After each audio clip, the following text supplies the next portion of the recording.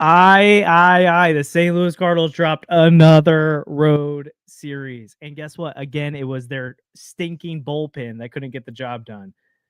We're going to briefly talk about the Braves series, and then we're going to do some player grades for the first month of the season for the St. Louis Cardinals on this episode of Deal in the Carter. Oh my gosh, guys. Ryan Fernandez, get ready to learn Chinese, buddy. This is not going well. It's bad, dude. This is so saying bad. He can't even go to the KBO. Get ready to learn like the Taiwanese league. I mean, I'm half joking because I think he can get the Chris Roycroft treatment. He just needs to get that slider figured out. It's the big thing. His slider last year was awesome. This year it is awful. That's what Memphis is for. Go send him down there to figure it out. It should not be happening in St. Louis anymore. I don't understand all the Ollie Marmol hate right now. This is a John Mozeliak-centric issue. You could argue it's a Bill DeWitt issue for not giving more resources. I get he could go to other guys there, but I'm going to be honest. I don't think Matt Savanson's all that much better of an option here. We already know Ryan Helsley's not going to pitch in those innings unless it's a save situation. That's just something that's been established. Just like you can ask for it all they want, but like Ryan Helsley's under the understanding he's not going to pitch in those situations. The club's in the understanding, so that's not going to happen. When 57% of your bullpen is bad and you're down an arm half the time because you're doing a 6-man rotation, you kind of run out of options.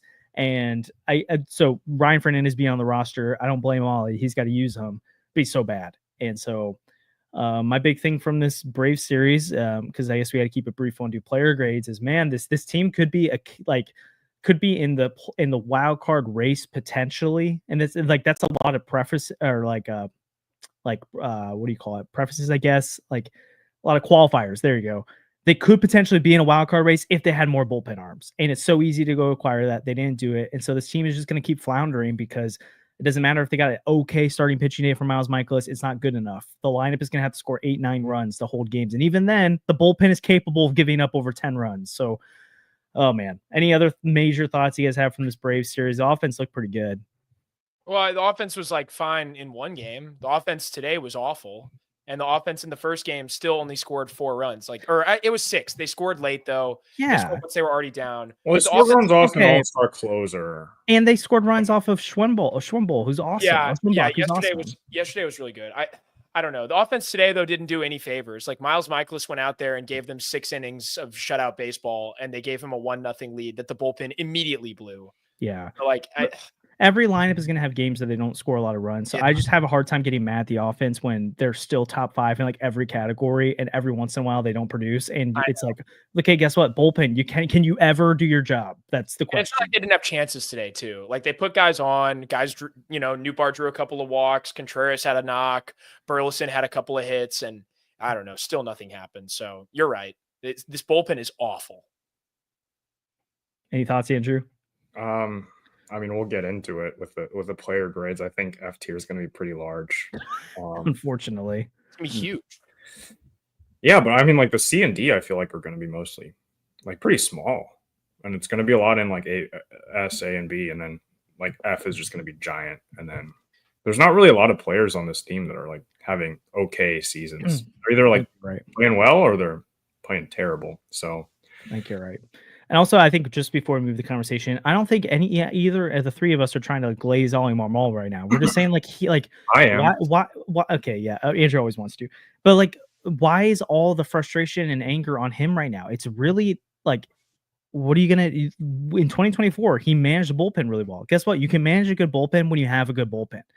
When you have a bad bullpen, it's I think Brendan Schaefer said on Twitter, it's like moving the seats around the Titanic. It's like, what order do you want to fall in? Because it's gonna fall apart regardless. Don't really know what a manager is supposed to do there. So I'm not trying to say he's doing a great job of it. I just don't know what you do differently. And a lot of times people are like, well, use Maton. It's like, well, Maton was unavailable. And then they have no response. And it's like, so what was he supposed to do then? And like, oh, I don't know. He just did terrible. And it's like, okay, that's not a good enough response. But okay. So let's get into the tier list. If you're new to the podcast or don't remember how we do this, we give every month tiers, place them. Andrew, if you want to pull it up on here so people can see it. We go ranking on tier list, S tier through F tier, and we rank them based on our expectations for certain players, right? So like, no. We do just based on straight up. Okay, it's an imprecise science. It is imprecise. It's but expectations, it's performance, a sprinkle of recency bias, a dash of feelings and vibes. It's all the above. dash of feelings and That's vibes. exactly true. That is a better way to put it. But it's just not. It's not like S tier isn't only an MVP candidate. That's my point. And F tier isn't just you're the worst player in baseball. Like Wilson Contreras could potentially end up in F tier today. Is he the worst player in baseball? Well, not too far off it for the season. But it's more of like, okay, well, Wilson Contreras, you expect to be middle of the order bat, and he's not doing that right now. So that gets factored into it. Kyle Leahy, you maybe thought he could be a good reliever this year, but you weren't totally sure about it. And so that helps factor into the positive grade there. Sorry to give away a few. But I think we've got enough explaining there. Do we just want to jump into it? Yeah. Yeah, and just for audio, we should be a little bit more careful on like just saying exactly which player that we're doing. But for sure. So we'll lead off with Mr. should have been traded all off season, but is now a St. Louis Cardinal, or still St. Louis Cardinal, and that's Mr. Eric Fedde of the KBO and now the St. Louis Cardinals. Fedde on the season has a 3.33 ERA and 5 starts. He's covered 27 innings. He's been fine. Honestly, he's maybe my C tier guy. Really? Yeah, because if you look at the expected numbers, he's getting really lucky right now. We're not looking at the expected numbers. We're looking at what he's done. Well, I'm telling you, the performance that we're getting is not real. Like he can't sustain. Oh yeah, I know that. Yeah, you can look wherever you want to look. It's an imprecise science here. So like I mean, his performance is like a B, but like I don't. It's not sustainable, and so I say it's a C right now because you can't walk the world like he's doing right now. He has allowed 14 walks in 27 innings. He's not going to continue to get by with his stuff if that's what he continues to do. So I say he's a C tier. I'm okay with a little bit higher, but I like to put into the fact that I think this is going to go downhill quick for him if he doesn't get the walk issue figured out. I was going to put him in B tier and then just like move him down once he starts to come back down to earth because I feel like that's kind of what we do. But I'm saying that he's not allowing the runs right now, but he should be. Like that's why I'm saying he's been average and he's kind of getting lucky. Like I don't want to look at just pure the numbers. I want to be like, what is this guy trending toward? And I think it's not looking good. Yeah.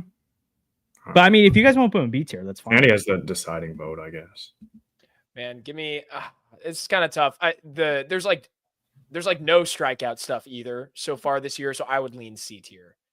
I mean, I think that's where I am. What is it, like 13 strikeouts in 27 innings? Oh gosh, it's really yeah. That's those actually, if you looked at this stat line, like 3.33 ERA, 5 games, 13 strikeouts, 14 walks. That looks like Dakota Hudson, but when he was that's what I said. Really I mean, lucky. But Dakota Hudson has been. Yeah, but he doesn't induce as many ground balls as Hudson did. That's true. I would say that's C tier. Look at the teams he's done well against. He had a good start against the Twins. Imploded against Boston, a good team. He hit the Pirates, but he walked 4 guys. He allowed 3 walks and a hit, how many hits? 6 hits to the Astros. And he kind of worked around his mess. And the Astros offense has been bad this year. And then with the Braves this year, he walked a guy and gave up the home run, and that's what put them in the game. I just think he's a C tier guy right now. He's got to figure it out. Yeah. I rock with that. You guys are being more negative than me today. It's crazy. No, some of these guys are going to be positive, but yeah, I mean, all right. Oh, go ahead. It's Jordan Walker. We'll get into it. Oh man, I was going to put Jordan Walker higher than you guys too. We had this discussion earlier today. I think Jordan Walker's been an F tier this year so far. That's where I am. He's a 0-win player. Yeah, he's a 0-win player who was the top prospect in baseball. Okay, but 3 years ago now. This is year 3. Like the breakout, if it's going to happen, it needs to happen soon. It's been terrible this year. He's got like a sub 600 or right around 600 OPS. 545 OPS now. Okay, sub 550. Like that's really bad. And you know what? The defense has been all right. But Kareem and I talked about this yesterday on Birds on the Farm. The defense is not sustainable. I know it's not sustainable. It's not going to make these plays. There are real problems in the field. Like, okay. He's a 69th percentile fielder right now. Okay, let's look at the fact. First off, there are individual plays that have cost the Cardinals multiple runs from Jordan Walker this season.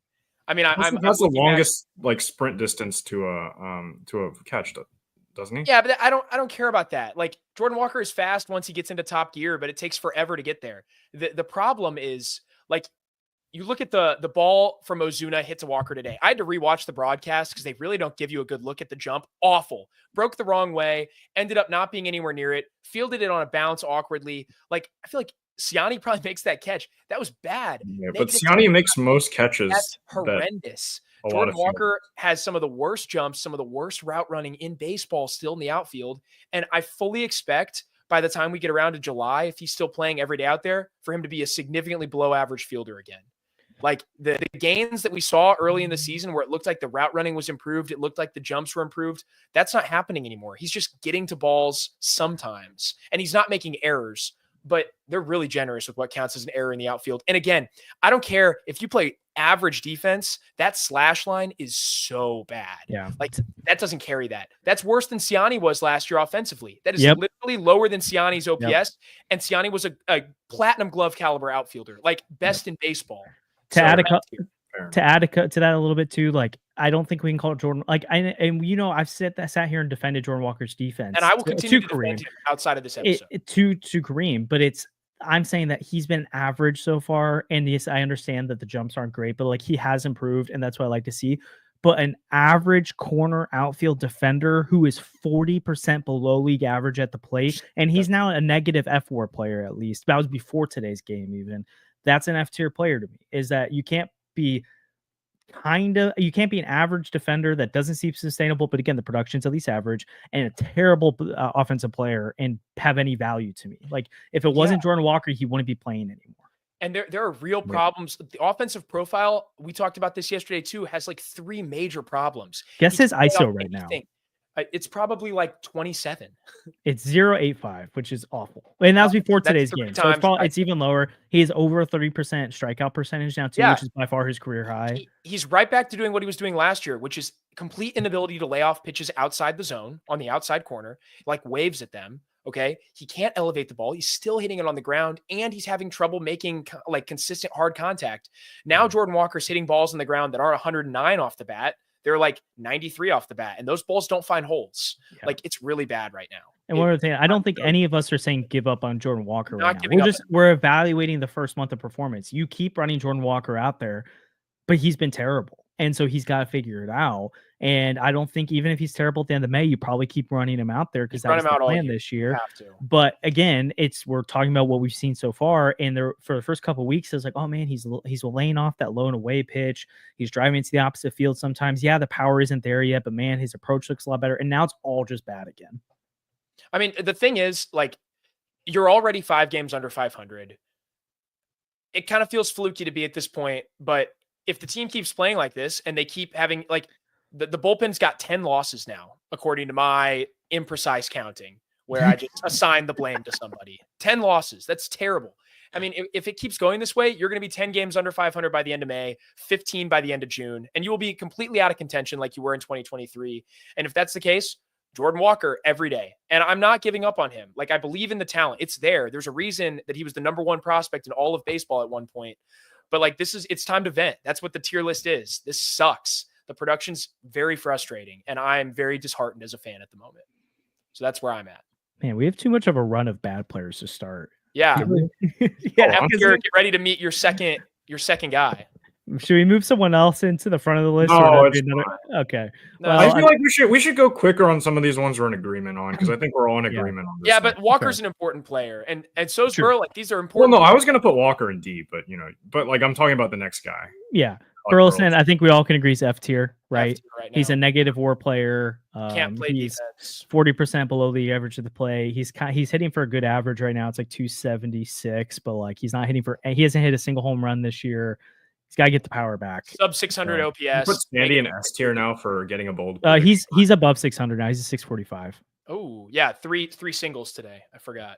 So, but now Sandy goes in S tier because no, because the Glazer has not gotten it done. I've glazed a few players, and I'm excited for the glazage later, but can't start yet. Oh man. Okay. Andre Palante. Okay. We're gonna evaluate him a little bit. How are we feeling about Palante? Honestly, really good. Or like pretty good. I don't know, like C-tier? he had a really bad start the other day. And he had a couple bad starts. I don't know, like B tier I say B tier. I don't know if I could go B tier. or C tier. Honestly, C 'Cause tier. he's given 4 runs and 4 and a third, 4 runs yeah. in 6 innings. He did have a 7-inning shutout, but then he gave up 2 runs in 4 and a third and 2 runs in 5. Yeah. That feels pretty average to me. That's fair. If we put Fetty in C tier, then we have to put Palante in C tier. I agree. I just think the process looks better with Palante. And I'm looking at Palante and I'm thinking, this is great. Like, you've got a guy who has had 1 bad start and his stats overall still look pretty good. Had like 2 bad starts now. Yeah, but his stats overall still look good. Like, he's been able to withstand that. The highs have been really high. And I'm looking at this guy and I'm thinking, hey, this is the first real homegrown starter the Cardinals have developed who can actually stick in the rotation since 2018. So would you say 5 innings and allowing 2 runs? I guess I'd say pretty good at best start. If you go sub 5 innings, I have a hard time calling it a good start. So that against Boston, you have 2 runs. It was 4 and a third. Excellent start against the Phillies. That was a great game. Like a pretty good start against the the Mets, I guess, and then a bad start against the Mets. The Mets one was super weird though. All 4 runs came across in 1 inning, and it was kind of like gimmicky. There were a couple of really soft ball. I didn't put too much stock into that one. But yeah, I mean, C is fine. Whatever, C is fine. C's a passing grade. Like, but I look at Palante and I'm excited. Like, I feel better about Palante than I do about Fetty moving forward for sure. Like, I look at Palante and I'm like, hey, he's trending up. Yeah. And it's like, it's good. The Cardinals actually, like, we can celebrate 1 win. They developed Palante and he's a viable starter. Nolan Gorman, I would say C tier. A 721 OPS right now. He's on the injured list a little bit, so it's hard to grade that side of it. And he's come out pretty decent since then. His strikeout rate is 30% right now, so it has dipped a little bit. So that's encouraging. And he's hitting for a 231 average right now, so he's not like a 200 average guy. I think C tier is fine. C tier is perfect. Botched that transition at second base today, but whatever. Yeah. Did it cost him? Yeah, it's fine. Oh my gosh, we got to hit some kind of alert button. We've got an actual good player to talk about here. Someone we're actually excited about.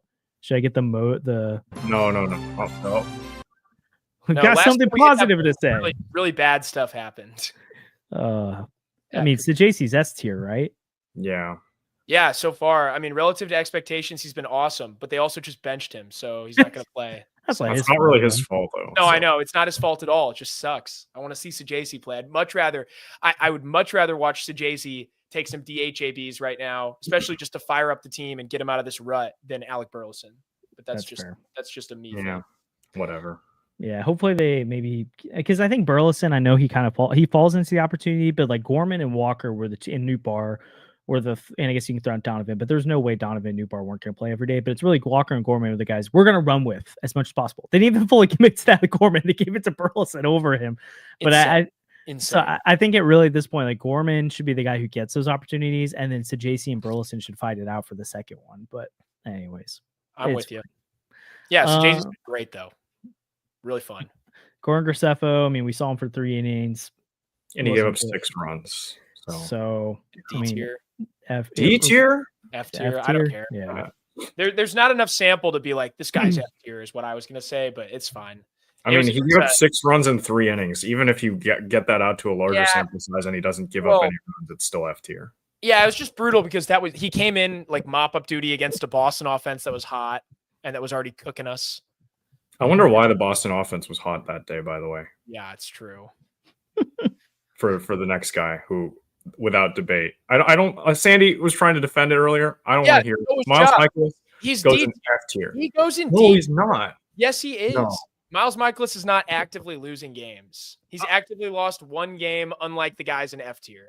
Miles Michaelis is supposed to be an innings eater, and he's thrown 23 2/3 innings in 5 starts. He's averaging less than 5 innings a start. No, I'm with you that he needs to eat more innings. And his ERA is 5.7. He was really good today. Michaelis gave us one of the best starts we've gotten this year. He's put the team in a position to win if he didn't get lucky, he would have lost the game because Austin Riley hit an absolute tank that was just not a home run at Truist and was a home run in every single other major league. They were playing at Truist. Like, that happens all the time. I think Miles Michaelis is D tier. I think he's not. Bad. He's not in D tier. He's not been F tier. There are plenty of other guys who belong in F tier much more. his ERA is closer to 6 than it is to 5, and he doesn't give you innings. And we put him in F tier last year, and his numbers are objectively worse. Those stats are being really inflated by one awful start, though. The other starts which have been should count. serviceable. He's being protected. He's being hidden. He's being protected because he's terrible. Exactly. That's why I put him in F tier, because you actively, the only way you get good numbers from him in terms of not allowing runs, but you don't get the innings, is if you intentionally don't let him go deeper into games because you know he's going to get blown up. That to me is not a good starter. No, I agree. And that's why I think it's D tier. He hasn't actually been blown up in most of those other starts, though. He's only done it once. He's 5 starts into the year, and he's put the Cardinals in a position to win 4 times. Do I do this again? Okay, but like, it's putting someone in a position to win going 4 2/3 innings, 5 innings, 5 1/3 innings, 2 2/3 innings. He's went 6 innings one time. The ones where he's pitched over 5, like the Cardinals could have won that first game. He left with the lead against Anaheim. That's our fault. That's okay. So his best starts, except for he gave you one good start where you should have won the game based on his performance, but every other quote unquote good start is, well, the offense could have scored enough runs to win. They should have won the game against Philadelphia. He gave up 3 runs, and he gave up 2 against New York and left with the lead. Like, the bullpen is the reason he didn't get out of the 5th inning against New York. The bullpen's the reason. We talked about this in the chat. I thought you were on Team D tier for my. I wasn't. I admittedly there was a lot of text in there, so I was just responding to some of it, and I was like, no, he's still F tier to me. If he gets like 2 more, if he lowers the ERA a little bit more and goes a couple more starts, it's fine. But when you're not going more than 5, if you're not getting to 6 innings and your ERA is over 5, you cannot convince me you're a good starter. The only way you can convince or anything above F tier, you can say, sorry, not a good starter. You can't convince me you are giving me anything, any kind of, because D tier insinuates there is something there. There's not something there when you're. Today, they should have won the game today because Michaelis was good. No, they should have lost the game today already. So one out of 5 starts. Hit a home run. I mean, I agree that it's bad. Just because I say D tier, it does not mean I think he's good. Okay, I still think D tier sucks. D is still a failing grade. I can't put Michaelis in a higher tier than, like, I don't know. Don't say Jordan Walker. Jordan Walker has an OPS under 550. All right, I'll say D tier. Let's just put him in D tier. No, what? There's no way. No, we're moving the conversation on. Like, we can't spend an entire episode. No, you just flipped. Pedro, actually, okay, never mind. You're right. I'm sticking to my guns. No, I'm sticking to my guns. Put him in F tier. You're outvoted. You're outvoted, Sandy. Yeah, it's fine. F tier. Because to Kareem's point too, it's like, hey, you're the veteran here, and Augie's with Sandy, but then you're the veteran here who's supposed to help save the bullpen, and he's not doing it. That's so true, and I agree with that. I'm an innings eating enjoyer. I love when guys munch innings, and he doesn't do that. And he's not doing it. It makes me mad. I hate it. Michaelis tier sucks. And don't blame Ollie. Like, I love my dad, but my dad was mad at Ollie for pulling him today. I'm like, you can't be mad at Ollie for pulling Miles Michaelis late in the game because he is going to get lit up at some point. He just can't. You can't do it. You can't. Did you guys see the 4-seamer Michaelis threw in the 2nd inning that was 89.4 miles an hour? Oh my gosh! I was ready for it to just get yoinked. Oh my god. Pedro Page's D tier. Yeah, it's fair. Not a starting catcher for anyone who's listening who thinks he's a starting catcher, because he's not. I'm sorry. It's gone the wrong. Well, yeah, D tier's fine, I guess. He started hot, and it's totally gone off the rails since then, which we knew was going to happen. Still better than last year offensively, but not by too much anymore. Yeah, man, I'm like thinking of this right now. I'm like, how do people listen to this and think all we do is glaze? Like, this has been like, we've been because you guys almost put Miles Michaelis in D tier. Time out. I just want the conversation to be over. I didn't. D tier. Okay, Andrew. D tier is not glazing. D tier is still a failing. Okay, but like, Miles Michaelis is maybe the worst pitcher in all of baseball. No. Who's worse? Maybe. Well, I mean, who's worse? Our entire bullpen. But okay, but like starters, I get it. He's bad. I'm not saying he's not terrible. Right. Matthew Liberatore. I'd say A tier. A tier. That's aggressive. I'd say B tier. He's giving you the length. I might put Liberatore in A tier as well. The 24-2 strikeout to walk ratio. He leads all of baseball with a 12 strikeout to walk ratio, which has been elite.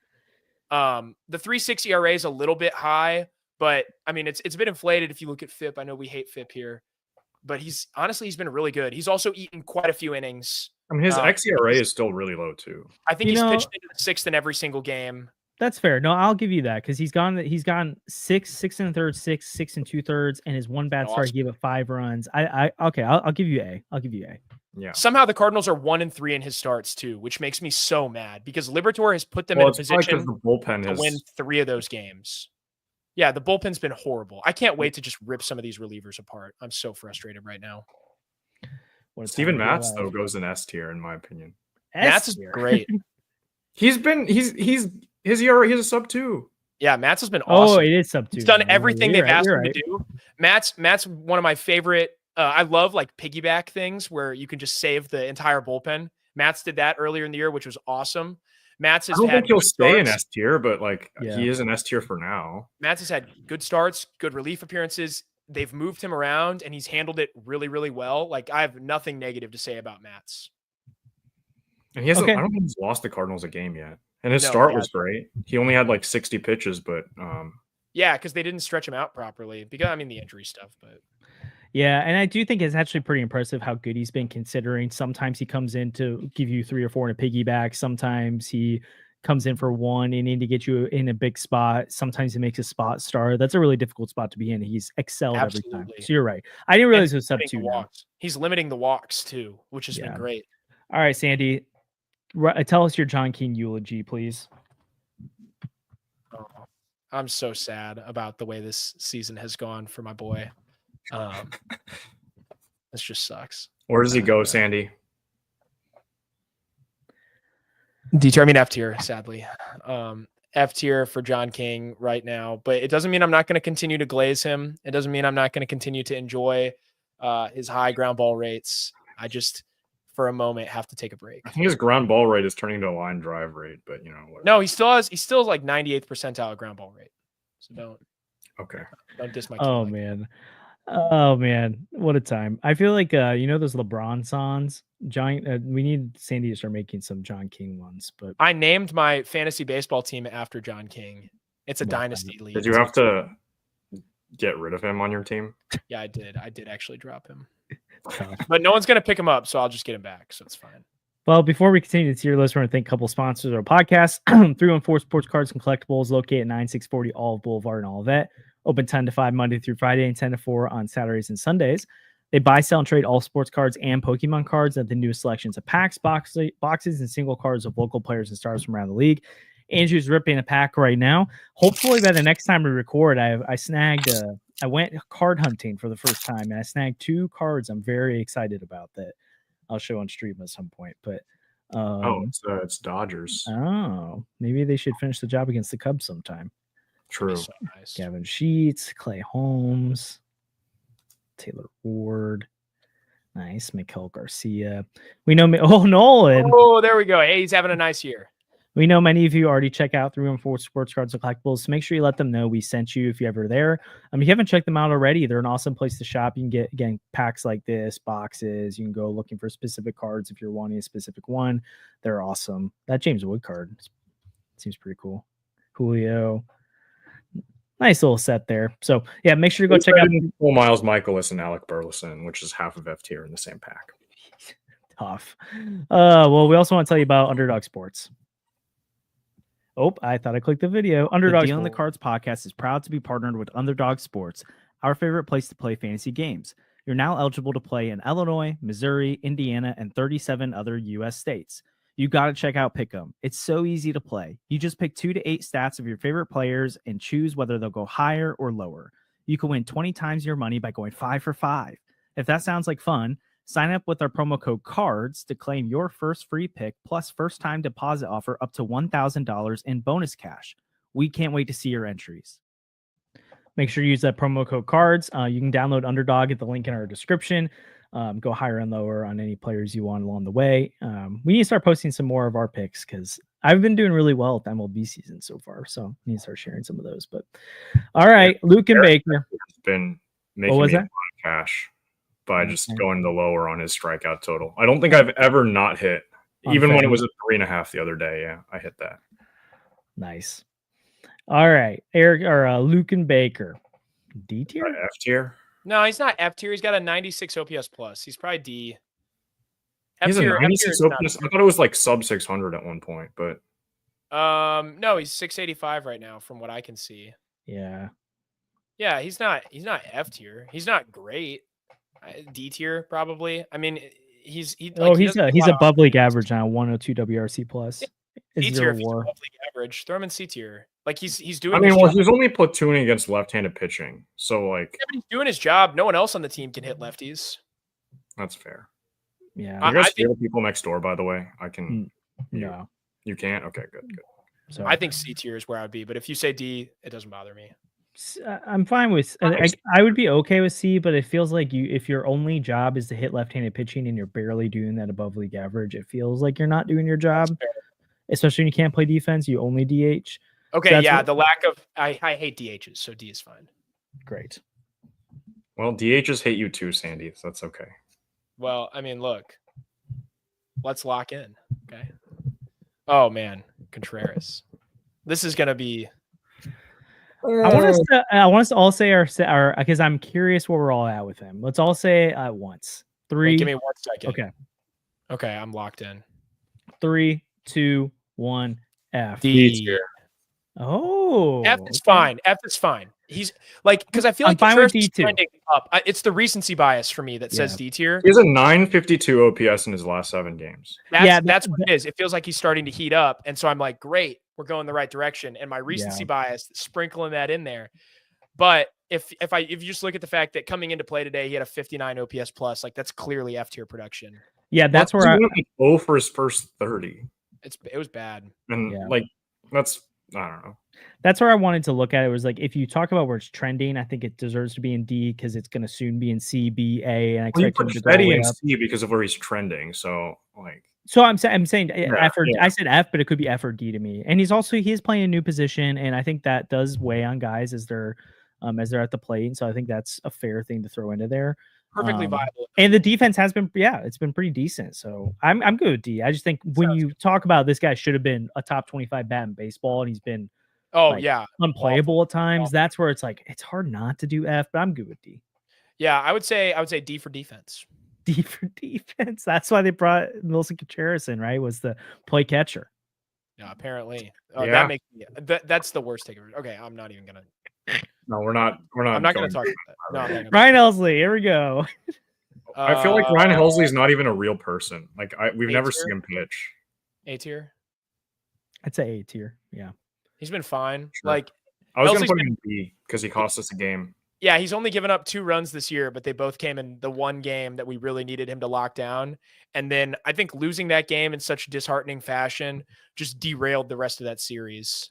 Yeah. Well, I mean, Miles Michael has derailed the rest of that series, but you know. Okay, yeah, but like it didn't matter. I mean, a closer is not going to be perfect though. Like he's going to have some bad games. He's had 1 bad game, and how many appearances? 8 so far.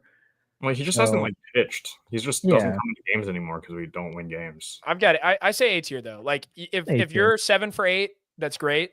No, he's 3 for 4. Okay, yeah, that's like him coming in yesterday. Didn't matter. Like Ryan Fernandez probably could have come in yesterday and still locked that down. Well, Helsley's also walked the house this year. He's got 8 walks. We were 6 runs. Like surely Ryan Fernandez can give up only 5 runs in 1 inning, right? Right. Helsley's got to be A tier. Yeah, he's A tier, but like the walk rate is actually scary for me because walks at times, like early in his career, walks gave him issues. Yeah. And he got that under control and elevated the strikeout rate, but the strikeout rate is back down and the walk rate's back up. I'm not saying that's like going to continue all year. The sample's so small because he's not pitching because we're not winning. So I am concerned about like if they continue to have these huge gaps between pitches, if that's going to hurt his like feel for the mound too. And I know you can try and stay fresh in bullpens and stuff, but his second longest stint between outings this year was going into that Boston game. Outside of this game last night, which he walked guys. And so I think they got to get him into games more. But I'm not blaming Ollie for not bringing him in the 8th or whatever, because it's what they told him. And like what he wants is that he's going to get paid because of saves. That's how that's the Cardinals' fault because that's how they want to handle arbitration. And so he's like, I'm not going to come in earlier than if you're going to count that against me. And I don't blame him. So Ollie can't use him before that. And that just sucks, but that's what it is. So yeah. Welcome to, I mean, there's different incentives for different players. It sucks. Like stats driven. Yeah. Yeah. Matt, I don't know what to do with Matt Savant. Doesn't get ranked. It's 1 inning. Yeah, should we just leave him out? I mean, C tier. Like we included Graceffo for one appearance, and That's fair. Graceffo sucked. Well, Swanson didn't give up a run. Yeah, it I was don't know great. if he gave up a hit. All right, maybe B tier. S tier. Yeah, no, it's a passing grade. Like he's turned in a homework assignment. He's passing. It doesn't mean he's doing great. You know, he hasn't taken a test yet. We'll give him a B because he turned in the homework, and it's like, oh, they're Yeah. wow. And you know what? You're going to see more of Matt Swanson because the rest of this bullpen's so bad and because the roster is so restricted. And I'm going to get into that later. Yeah. The rant is coming. It's loading. Can't wait for that. Yeah. Victor Scott. I A think tier. B. Why am I going higher than everyone today? B tier. Am I just in a good mood? Like, I don't know what's going on. I don't know how you'd be in a good mood after watching the game. I don't know either. Because you don't watch the Blues either. That's why. I don't- It's enough to push me over the edge. I wonder what is Victor Scott's outs above average right now. I mean, I think he's third on the team in B WAR. You know what? And- I can listen to actually. I actually can too. Andrew, you might have convinced us. Let's go A tier. I just look. Oh, he's 97th percentile and outs above average right now. Yeah, and I mean, the arm is questionable, but who cares? You're a center fielder with elite range, elite speed, and very soon, like hopefully a Gold Glove level glove. And as of yesterday, he was tied for third in baseball in stolen bases. Yeah, I don't he's like eight batting he's up average. over 50 bags. Yeah. Batting average for Victor Scott though Look, is a batting win average now. for Victor Scott is Batting average for good. Alec Burleson. Yeah, Because for like sure.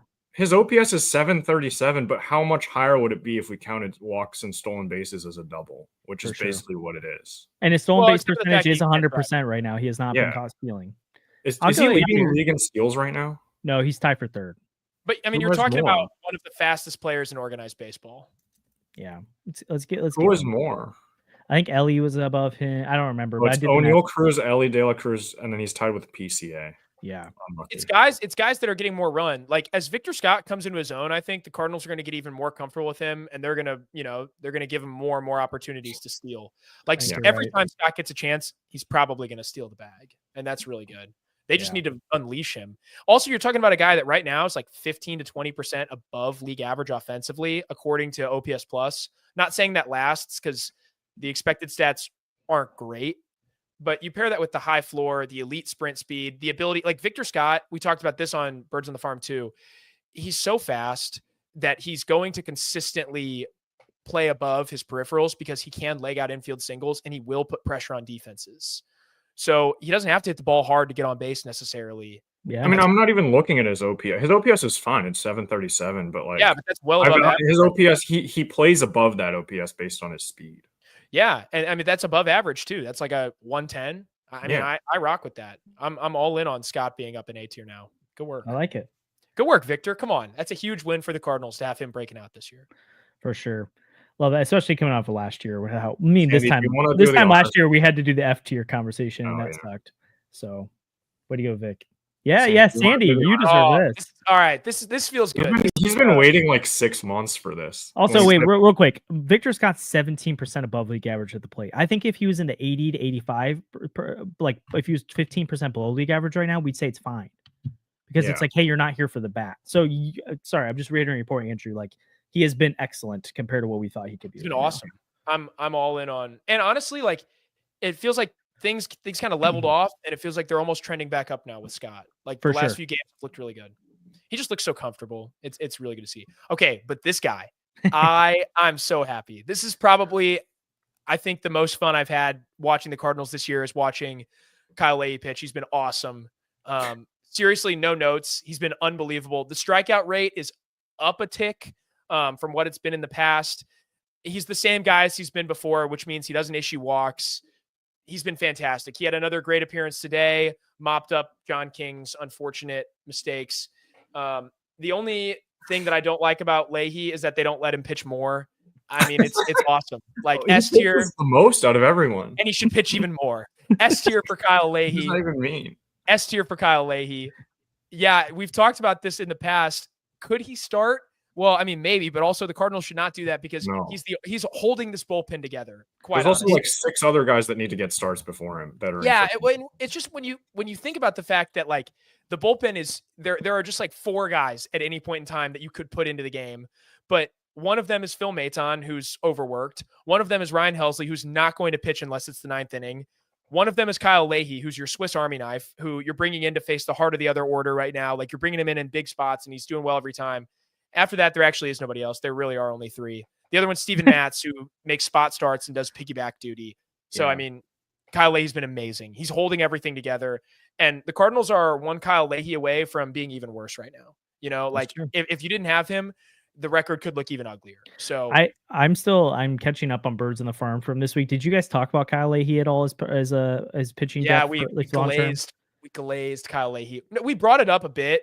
Yeah, I mean, because I think like obviously you can't do it right now, but I'm talking about like if you're like I think and the Cardinals wouldn't do that. I would be shocked if they would. But if you're thinking about 2026, or if they fall out of the race, like if they're like, hey, we're selling, like do you start to transition him toward a rotation arm, or is he like, hey, he's doing great in the bullpen and long term he's a bullpen piece?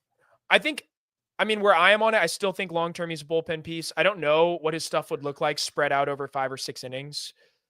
We haven't seen it enough, and he didn't have like a great track record starting in the minors. Kareem probably has more to say on this, but the big thing is just like they need him, you know. So it wouldn't make sense right now, and I know you just acknowledged that. Maybe you're right. If they do fall out, the depth in AAA right now is so bad. Like they literally can't cover the innings because of all the injuries.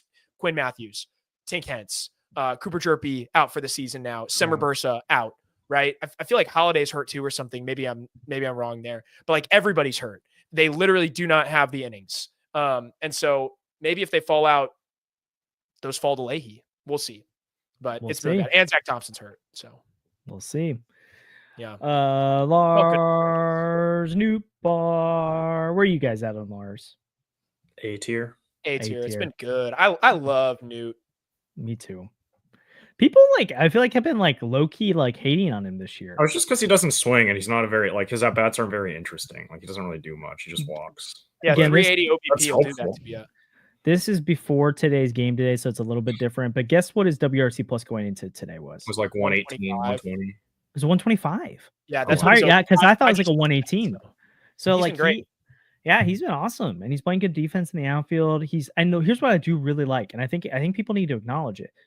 He had that like stretch where he like hit one for like 28 or something like that, 27. Yeah, he still walked like 6 times. That's the point. Is like he can draw a walk during it, and then so that's where I feel like it's not like it's still not ideal when a guy is not getting on base. Like that hurts your lineup if you can only expect a walk out of him. But it does something like when you're in a slump and you can at least still get on base. That's a big thing. And then when he does hit the ball, he's been hitting it for power more this year. I think that's the improvements you wanted to see. And so I think once he starts having another more like hot stretch here, the average is going to get in the 260s range. I bet that slug probably gets closer to 440. You're looking at a guy with like a mid 800s OPS. But we move him to the top of A tier, like the front, because I do think. Yeah, like, I mean, I've just been doing them in order of like where we place them. Let's be honest. If Lars Nootbaar did this all year, finished with a 380 on base, finished with a 125 OPS plus, we'd be looking at that and saying that's an S tier season. And I would listen on S tier right now because of the fact that he's healthy. He's done everything they've asked. He's been great in the leadoff spot. Seems like he's slump proof. And Lars Nootbaar's on pace to have a 6-win season. Like he's been awesome. I'm fine with top of A right now because it's not like it's not like he's hot right now or anything. The recency bias doesn't say we need to put him up there. Yeah. But I think he's going to flirt with A and S all season. And if Lars Nootbaar finishes this year with a WAR over 5, you're looking at a guy that's a top 50 player in baseball potentially. Yep. I wonder I do wonder where he's ranking among WAR leaders right now. He's second on the team, I think. Yeah, 0.7 WAR, right, is what he's at right now. I've got 1.0 on. He has one on Baseball Reference. Fangraphs does it differently, but I'm looking at Baseball Reference. According to Baseball Reference, he would be. Oh gosh, why can't I find him? I'll figure it out at some point, but I think he's pretty high up there right now. He is. Oh, he's 42nd in baseball and WAR. Yeah. So yeah, and I mean he's tied for 37th actually. So don't know how I've seen a couple C tiers. I don't understand that. I don't know. Yeah. So he doesn't get the respect he deserves. Chris Roycroft F tier. I don't think we need to have a conversation, but his sinker looks like it might be back. So hopefully he gets to come back soon. And yeah, but we don't count AAA stats here. So no. I'm saying I'm hoping he gets to come back soon and prove he can raise. But he's an F tier for now. F tier. Top of S tier, Brendan Donovan. Yeah, seriously. All-star. Since coming on the podcast, Brendan Donovan's been elite. I'm just saying. Oh man. All-star maybe- campaign because Maybe of Chris dealing Roycroft cards. should come talk to us. Yeah. Ryan Fernandez can come on. I actually would love to talk to Ryan Fernandez. Seems like a really cool dude. He does. I feel bad for him. Right Yeah, now. I mean, we I have hate to S see tier and him A tier struggle. players right I now. never have fun with it. Mr. Brendan Donovan has a 157 WRC plus right now. It's been fantastic. Pretty stinking awesome. That would put him at 24th in baseball right now. You love to see that. His WAR, according to F WAR, he is the tied for the 7th most valuable player in baseball right now. Come on. Hey, just Yeah. saying. Donnie's he's so cool, dude. Oh my gosh. I love Donnie. Live, But laugh, Donnie. I just want to throw it out there. I was talking to one of my buddies today. We went to grab some lunch and we had the Cardinals game on. And I was just complaining. It's like the Cardinals, for some reason, like can't hit with the guys that are supposed to hit. You know, like Jordan Walker was supposed to be like a can't miss prospect. What's going on? And like they have these moves around the edges. Like Lars Nootbaar, I remember people were talking about him as a glove first, 5th outfielder type, and he's turned into a stud. Brendan Donovan, nobody knew his name when he made the roster as the 26th guy in 2022. I mean, I remember being like, who is that? He's turned out to be maybe one of your best, like, 2 players, to be honest. Those 2 guys are the best young players in this team. They are established. They are studs. If the Cardinals could just hit where they're supposed to hit, they'd be supplemental moves that would elevate this team. It just stinks that like we get these incredible moves, these finds out of nowhere, and we can't supplement them with the guys that are actually supposed to be stars. Well, Mason Wynn and Thomas Jaycee are both top 100 guys at one point. Yeah, but I mean, Sajayzee still, Kareem said this yesterday, and I think I know he's gotten lucky. Still profiles as like, well, he just still profiles as a 5th infielder, you know? And when you back end the top 100 is different than Jordan Walker, top 10. 100%. Like Jordan Walker, Nolan Gorman, Mason Wynn, those guys are true blue chip prospects, you know? And it's like, Wynn's been Mason Wynn has been good. I'm not complaining about Wynn. Not complaining about Wynn, but like I am complaining about Walker and Gorman. All right, let's keep moving because we are at 46 and we got quite a bit of ground to cover. Phil Maton, easy S tier, right? Oh, I'd say A tier. B tier. He gave up 4 runs the other day. Okay. It's the same as Helsley, but maybe like a little. I mean, I'd put him over Helsley in A tier, but I'm not going to put him in S because he lost the game. And he hasn't been as dominant as Helsley when he's been good either, and his bad outings. He's been more dominant than Helsley. He hasn't walked like Helsley's walked the house. No, the strikeouts. Helsley has 9 strikeouts in 9 innings. Maton has 15 strikeouts in 11 innings. Oh, really? Yeah, and Maton only has 2 walks, which is let me just give my take real quick. Maton has pitched for you 13 times. In 12 of those outings, he gave up 0 earned runs. In 11 of them, he gave up 0 runs total. He had one game where he gave up 4 runs, which wasn't good. But I'm like, man, he's been nails otherwise, and I feel like they have to go back to him over and over again. I guess A tier, but that's unfortunate. Well, then you got to put Helsley in S tier too, because no, you don't have to put Helsley in S tier though, because Helsley's pitched less and it hasn't looked as good as Maton has. I'm fine with A tier. It just sucks. I think I wish we could have recorded this before. You know, I would vote S tier actually, the bottom of S tier. I'd give you because that's if you're talking about being 12. Well, then you have half of your bullpen in S and A, and that just doesn't feel right. Well, no, it feels like what it is. Good. Yeah, it's a Jekyll and Hyde bullpen. Well, not even half. It's like a quarter. Well, Matt, Leahy, Maton, and Helsley are all in the top. Yeah, but like those guys are. It's weird because Matt's is only half in your bullpen. Helsley's only half in your bullpen because he can't pitch all the time because he only pitches the 9th. You know, like you only have 2 true workhorses up there, and the rest of your workhorses are F tier, which makes sense. Also, wait, for the arbitration thing, why does Helsley even care anymore? Because he's not in arbitration anymore. Because the rest of the league is going to look at the saves too. For free agency. Like that's how you get paid as a reliever. But like, just look at the I don't know, whatever. They don't care though. Well, that's not what they do. They're going to use it against them. Yeah. So. Surely, like one team would be smart enough to be like, "Hey, we'll pay you a bunch of money." That the other no, because like if only one team is smart, there's no bidding war, and then also Helsley's peripherals are going to look good whether he's racking up saves or not. So it's not like he's hurting himself, and he just pitches less, which is better, more rest for him. Yeah. All right, Mason Wynn. I'd probably say top of D. Like he's trending towards C, but he's 40% below league average at the play right now. Defense has been great. 40. I think he was 40%. Oh wait, I no, saw yeah, never 75 mind. plus. Yeah, Maybe bottom of he dipped or he went up a little bit, but I'd say bottom of C tier. Like the injury really sucks too, and the back issues. Like, Yeah. why am I the one who's so pessimistic today? I don't know. I thought C was fine. I don't know. Did you like stub your toe on Never mind. He's 80%. All right, that's fine. We'll go the back. house or something? C. Wind's That's trending up. My toe. The recency bias for me puts him in C. If not for that, though, I would be perfectly fine with top of D. I mean, this tier list is just bipolar because there's only one guy in B tier. Well, it's because the team has been frustrating. Rodri Munoz, F tier. Yep. Yeah. No Easy. conversation Fernandez. needed. F tier. F tier. Bottom of F tier. Nolan Arenado. A tier. A tier. Yeah. I don't know. I feel like it's A pretty good. tier. A tier. Yeah, I'm in. A tier. Arenado.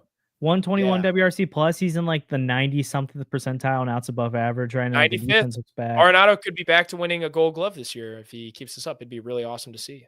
Yeah. I'm a big fan of Nolan's production so far. He's also not striking out at all. Arenado has definitely changed as a hitter. Like he's maintained low strikeout rates before, but he's got the best walk rate of his career right now. He's got the lowest strikeout rate of his career, and he's not the big power guy anymore. But he's turned into a guy with some gap to gap. He's turned into a guy that controls the plate really well, and at least he's running up pitch counts. I get up there and I see like Nolan Arenado gets up there, and he's going to take 4 or 5 pitches in at bat, and that's really nice to see, especially because you've got guys like Burleson and Contreras who are so aggressive and swing at the first pitch every freaking at bat. So it's nice to see. I've been really happy about Nolan Arenado this year. Love it. JoJo. F tier. F tier. Yeah. Maybe like not the bottom of F tier though. Put him between King and Michaelis. He's been like I feel like out of all of them, he's been one of the worst. Well, his ERA is lower than all of theirs, but he's been in bigger spots. So Hey. maybe below Roycroft. I don't know. It doesn't matter. We're just getting into. It's so fun though to be deciding which bad reliever is worse. Yeah. Whatever. Oh man. Sonny Gray, I could see B or A tier. I feel like it's B. I think I was going to say A. 3.41 ERA. He's averaging about 6 innings a start. Strikeout rate's down Eric from last Fetty, year, but it's still pretty Eric high. Fetty's been better. His peripherals have been worse, but Eric Fetty has been better. Wait, has Eric Fetty really been that much better though? Like a little bit. He has less I innings was than gonna say Gray. B. Fair enough. I think, but the thing about Gray, like four walks in 29 innings is really, really good stuff. That'd be a career low walk rate. His Strikeout homers are rate. still an issue, though. What'd you say? Homers are still a big issue. Yeah, homers are a problem, but because he's not walking anybody, it limits the damage. Like it's some solo home runs, which are really nice to see if you're going to be Gray and you're going to have a home run problem all of a sudden. You can't walk anybody, and he's not doing that. I think like and if he can clean up the homers, which like honestly it wasn't that big an issue last year. It's just because it was so low the previous year. If he can clean up the homer issue, you're looking at an S tier pitcher again, who's like the best pitcher on your team. He's still been the best starter on the team, in my opinion. So I would say bottom of A, but I'll listen to B. I'll go B too, because if you look like even the expected ERA right now, it's closer to 4 than 3. It's a 3.78. FIP's a 3.89. So also there's someone, I'm guessing they probably just started the stream from the beginning. He was talking about us ripping Michaelis when Marmol pulls him out early, and it's like so I don't know if you get to this part, but it's like Marmol pulls him out early because if he keeps him in any longer, it's gonna implode. Yeah, I mean, which like every time Michaelis goes out there, you're like, I hope there's no run given up this inning. Yeah. Which I feel like if you've got a good pitcher out there, you're like, yeah, he's gonna get his job done this one inning. Like every inning feels like you're walking on eggshell. Katie Wu had a good story the other day where she got quotes from both Michaelis and Ollie on it. And both of them were like acknowledging, like, yeah, right now we don't trust him. And so we got to figure out how to manage the game when he's in. And when your own starter is like, yeah, I've lost their trust and I got to figure out a way to earn it back. And Ollie's like, yeah, like we got like there's more going on there. I just don't understand why people don't see that, but it's okay. I want to acknowledge that that's actually true. I was wrong when I said Gray. Libby's actually been really good. Good call, Bill. Yeah. Good old Michael Ciani. Who? Sorry, Sinisi. Sinisi and D tier. Yeah, I'm fine. I was gonna put him in C tier because like he's not taking at bats. Like I don't really care what we see. Yeah, out but of when he him. has taken at bats, it's been like every bit as bad, if not worse, than last year. But it's like when we're up by 5 runs in the 9th inning and he takes an at bat and strikes out. He started a few times. That's true. I mean, I'm fine with bottom of C tier. I don't really care. No, a D tier. No, D tier. He's got a 56 OPS plus. Okay. But like his defense is still good. Like I don't I'll know. put him above Pajes then. D tier. You know what? No, it's the same as Pajes. Put him below Pajes because Pajes' offense is better. Pajes' defense is not even that good. Pajes' defense is good. I think Pajes' defense is Siani is a great defender. Pajes is like a fine defender. No, Pajes is a good defender. Guys do like pitching to him. Like you can't ignore He that. still can't throw guys out. That's an issue. Throws guys out better than Herrera does. Well, and Herrera also our goes pitchers in are S slow to tier. the plate. Like our pitchers are painfully slow to the plate. So that's half of it. I don't care if he can't throw. Herrera goes in S tier. Yeah, Herrera's S tier, but he's hurt, so that sucks. Right below Donnie. Herrera's awesome. I having him back is going to be everything. Love Herrera. So awesome. I'm excited for him. Pozo. A tier, I guess. I don't know. Dude, Pozo's got a 157 OPS plus coming into play today. A tier is fine because the volume's not there, but like he's been everything they possibly could ask him to be this year. Yeah, love it. Yeah. Oh boy, here we go. Here's where baby. it's interesting. It's where it's gonna get fun. All right, let's say it together. When everyone's ready, let me know. We'll count them down. Are we starting in this order? Ollie? Yeah. Oliver? Yeah, let's start with Oliver. Oliver. 3, 2, 1. C tier. B tier. Whoa. Oh wait, you know what? C. I was wrong because he put Fernandez in today, and that was just dumb. I don't understand that. I mean, who was he gonna put in? Swanson? Yes. Yeah. Yes. What? Yes. I would have. You're gonna go to a guy with 1 career major league inning. Yes. Because Fernandez, you knew what was going to happen when I Fernandez would have just came let JoJo stay in, but that would have also gone terrible. I would have left Leahy in for another inning. He threw 8 I would have pitches. thrown a position player or something. I thought there were multiple mistakes made today. I'll be completely honest. The Fernandez thing, it's whatever to me. But I think overall, it's like he hasn't. I think it's C. Like there's a lot of issues. What's the point? I'm saying a lot of the issues. I'm like I can chalk up the front office, but I can't also like be like, oh, Ollie's done all these exceptional things to help them win games at this C's point. a The team's passing grade underachieving. Yeah, it's passing. It's been average. It's fine. I'm not. You can I'm put him not, at the I'm not top of critiquing C. him. You can put him at least middle of C, above Gorman. Yeah, he's in a really tough spot right now. He's really hard to grade, and that's why I want to say C because I can't definitively say he's doing a good job, but I'm definitely not gonna say he's doing a bad job.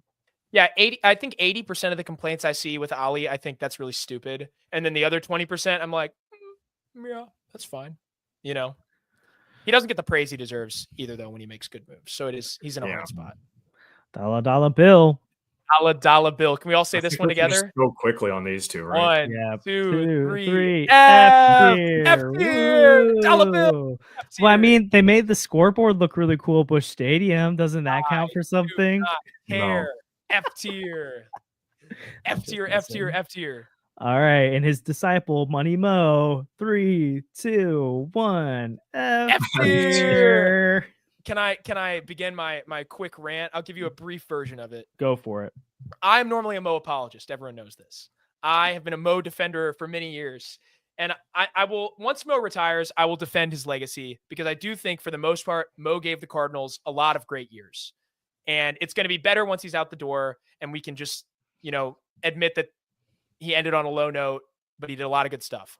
But this is unacceptable. Mozeliak had all offseason to figure out how to revamp this bullpen because you had really, really good guys go out and you had really good players finish the year on a bad note. Okay. You knew Ryan Fernandez had trouble at the end of last season. You knew Jojo Romero had trouble at the end of last season. You knew you weren't getting Kittredge back.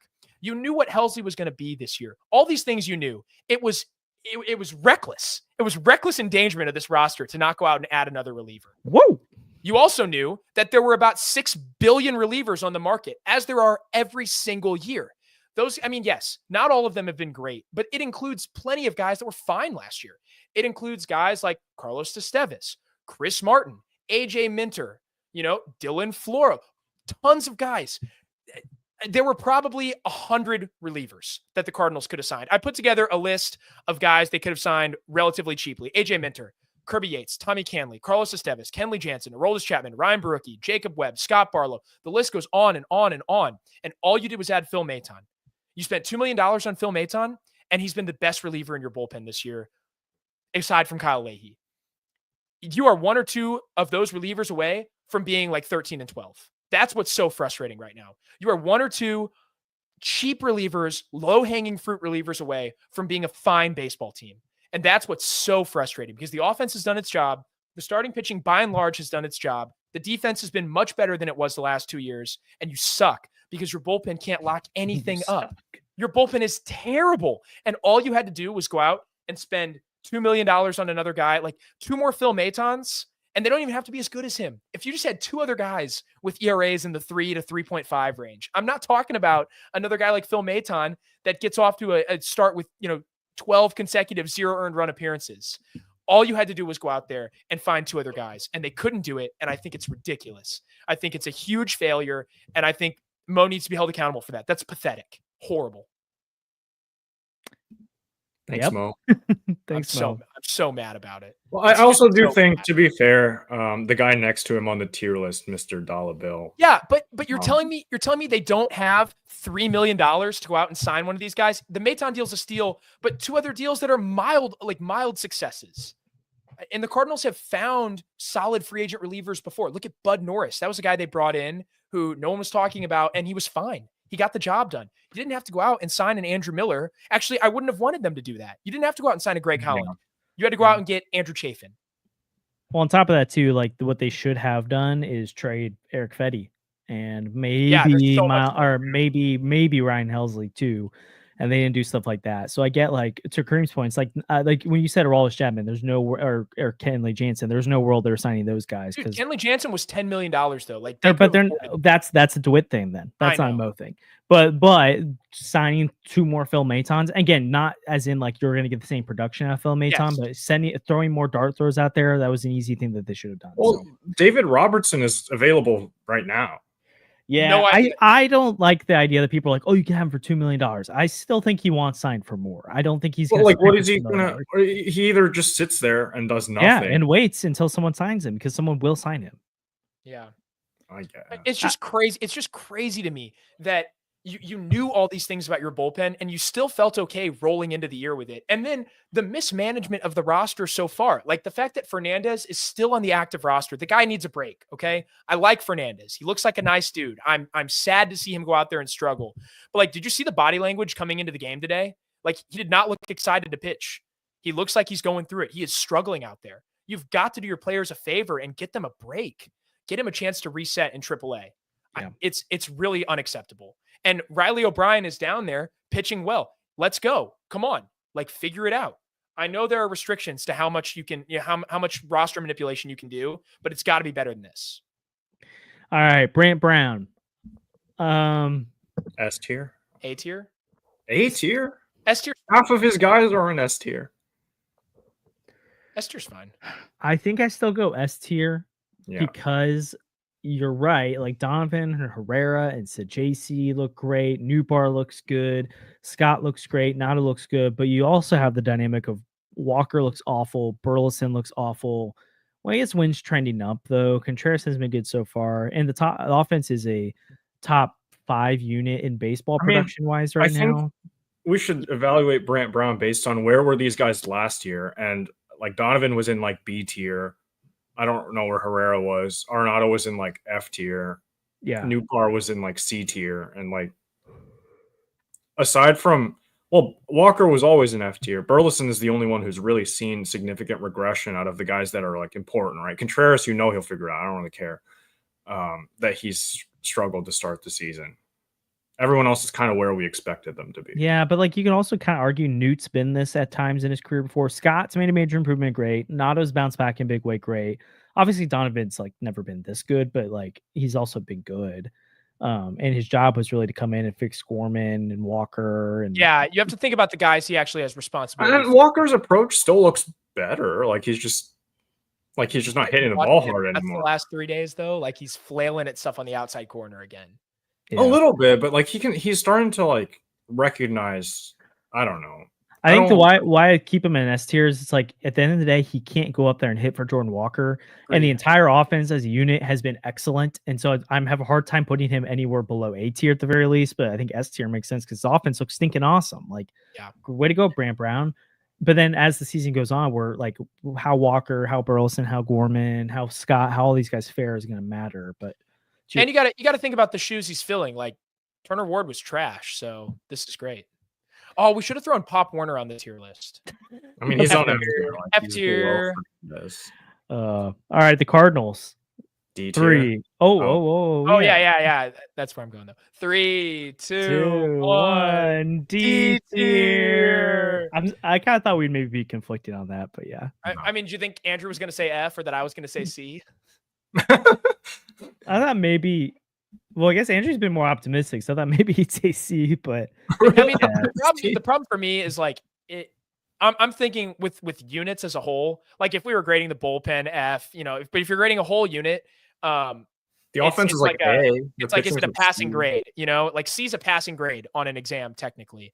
Yeah. B is solid. A is good. S is great. Like the Cardinals are not passing. They are 5 games below 500, and like that's really bad this far into the season. And when you think about the fact that you started 3-0, and since then you are 7-15, like that's really bad. And I got nothing else there's no way to defend that. You're 2-10 on the road, or 2-11 on the road. Yeah. Horrible. I mean, if we're looking at units and we're grading by units, like the bullpen's an F, the rotation's like a B-, and the offense is an A. Offense is like an A. But like if you get a 90 on a test, that's an A, and you get like an 80 on a test, that's like a B-. But then if you get like a 10, 0, literally if you get like a 0, then you're still gonna fail the class, even though you only failed one of the tests. Yeah. Right? Because like the bullpen is just that bad. Yeah, that's where I am. The bullpen is so bad. Well, and if you watch the games, that's exactly what's happening. Like you're getting good production. Your team is in a position to win a lot of games. Yeah. The Cardinals, if the bullpen was good, the Cardinals would be above 500. I have no doubt. Sure. I have no doubt. The bullpen is so bad though that they're now 5 games under, and we're talking about like the hole is deep. They've dug a hole for a 3rd consecutive year. Yep. It's a deep hole. It's gonna be hard to get out. Are we ranking ourselves? Do we even need to do this, or are we just done? We put Kareem in S tier. Kareem's S tier. Easy. Because how do you even rank us? How do we rank Andrew as a two-way guy? How do we rank? I guess we could rank Sandy's glazing and my water. I think we're all A tier. I'll say it. I think we're an A tier podcast at the moment. We're pretty great, but the team is so bad that we're a little negative these days. We'll let the listeners decide. I feel like I'm actually trending up. Yeah, I do. For some reason, I'm optimistic because I didn't think this team was going to be any good anyway. So the Ohtani jersey in the background for me puts Andrew a little lower. It's not even Cardinals gear. Okay, well, whatever. Well, this has been a fun episode today. Appreciate you guys tuning in for the tier list. We'll come back to this at the end of May. Obviously, we'll have our normal episodes as we go. I think this is a great exercise to do at multiple points in the year because it kind of gives us a litmus test of how things are, and we can compare. And it's nice to go throughout the season and compare because some of these guys in S tier may see significant drops, and some of the guys in DF tier can rebound and move up the list as well. So we'll continue to grade as the season goes on. Obviously, they've got some big series coming up. Man, what are they? 1-10 on the road now. 2-10. 2-10. I thought it was 2-11 because they lost today. No, maybe that. Yeah, it's 2-11 because they were 1-10, then they won. Yeah, it's 2-11. Yeah. Tough times, rough times in St. Louis. Actually, no, it's great when you're in St. Louis. Yeah, it's rough times outside of St. Louis. Yeah.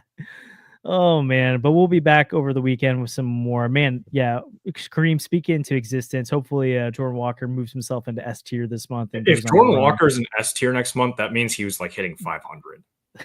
And there is no way. It's true. Well, let's see. We'll manifest it. Thanks as always for tuning to the Deal on the Cards podcast, and we'll see you guys next time.